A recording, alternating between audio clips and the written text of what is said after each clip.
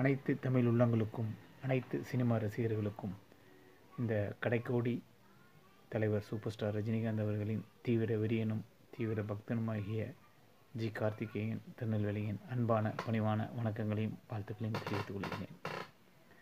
இப்போ பொங்கலுக்கு பார்த்திங்கன்னா நம்ம தலைவர் படம் பேட்ட படமும் வருது ஜனவரி 10ஆம் தேதி. அதே நேரத்தில் விசுவாசமும் ரிலீஸ் ஆகுது.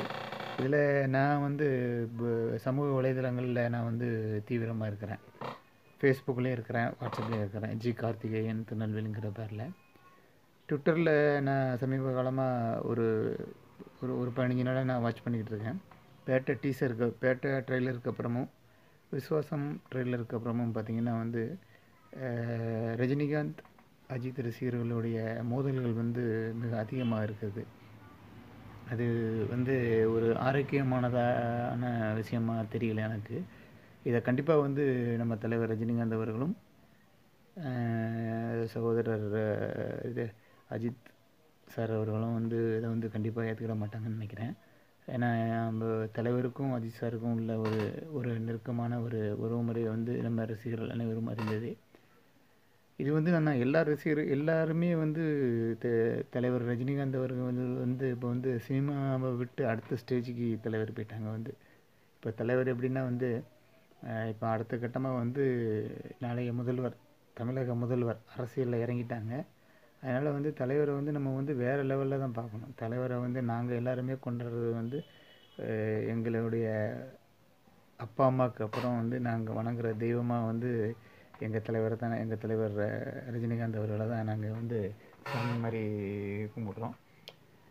இதில் நீங்கள் கொஞ்சம் ஒரு சில பேர் கொஞ்சம் கடுமையான வார்த்தைகள் உபயோகப்படுத்துறதுனால ரஜினி ரசிகர்களும் அந்த மாதிரி கடுமையான வார்த்தைகளை ஒரு சில ரஜினி ரசிகர்களும் உபயோகப்படுத்தியிருக்கிறாங்க. இதை நம்ம ஒரு ஆரோக்கியமான என்கிட்ட தனிப்பட்ட முறையில் கேட்டால் இது ஒரு போட்டியாகவே எடுத்துக்கிடக்கூடாது. இது பேட்ட அகில உலக சூப்பர் ஸ்டாருடைய ஒரு படம் ரிலீஸ் ஆகுது ஜனவரி 10ஆம் தேதி. அதே நேரத்தில் அல்டிமேட் ஸ்டார் அஜித் சாருடைய விஸ்வாசம் படமும் ரிலீஸ் ஆகுது. இதில் 2 படமும் ஜெயிக்கணுங்கிறது எல்லோருடைய விருப்பமும். இது இப்போ விஜய் ரசிகர்களுக்கும் நான் கேட்டுக்கிறது தான் ஏன்னா விஜய் ரசிகர்களுக்கும் சரி, ரஜினி ரசிகர்களுக்கும் சரி, ஏற்கனவே ஒரு சின்ன பனி போகிற மாதிரி நடந்துக்கிட்டு இருக்குது. இதை நான் வெளிப்படையாக சொல்கிறதுக்கு எனக்கு எந்த விதமான தயக்கமும் இல்லை. அது யாரும் அந்த மாதிரி நினச்சிக்கிட வேண்டாம். ஏன்னா எல்லாருக்குமே விஜய் ரசிகர்களுக்கும் சரி, அஜித் ரசிகர்களுக்கும் சரி, தலைவர் சூப்பர் ஸ்டார் ரஜினிகாந்த் அவர்கள் ஒரு பொதுவான மனிதர். தமிழ்நாட்டுக்கு மட்டும் இல்லை, உலகத்துக்கே ஒரு பொதுவான ஒரு மனிதர்னால் தலைவர் சூப்பர் ஸ்டார் ரஜினிகாந்த் தான். அவங்கள நம்ம எப்படின்னா நீங்கள் எம்ஜிஆர் எப்படி ஒரு காலகட்டத்தில் எல்லா நடிகர்களாலும் மதிக்கப்பட்டாரோ, அவர் அடுத்த கட்டத்துக்கு தமிழக முதல்வர் ஆகி தமிழகத்துக்கு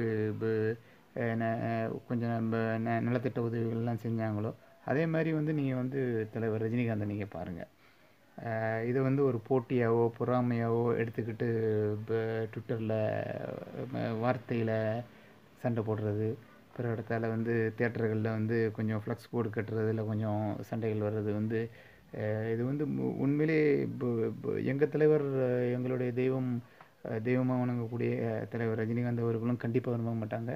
இது அஜித் சார் அவர்களும் கண்டிப்பாக விரும்ப மாட்டாங்கன்னு நான் நம்புகிறேன்.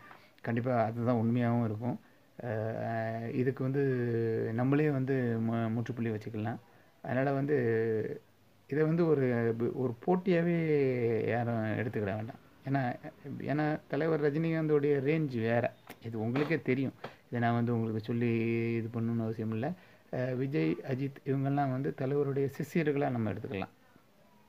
அதனால் பேட்டையும் வெற்றி பெறும், விஸ்வாசமும் வெற்றி பெறும். இதுக்கு இப்போ நம்ம ரசிகர்கள் இடையில புகுந்து சண்டை போட்டு தியேட்டர்களில் ஒரு சில விதமான அசம்பாவிதமும் இல்லாமல் நல்லபடியாக அமைதியாக படம் பார்ப்போம். எல்லாருக்கும் எல்லாமே நல்லதாகவே நடக்கும். நல்லதே நினைப்போம், நல்லதே செய்வோம், நல்லதே நடக்கும். வாழ்க தலைவர், வெல்க தலைவர். ஜெய்ஹிந்த். நன்றி, வணக்கம்.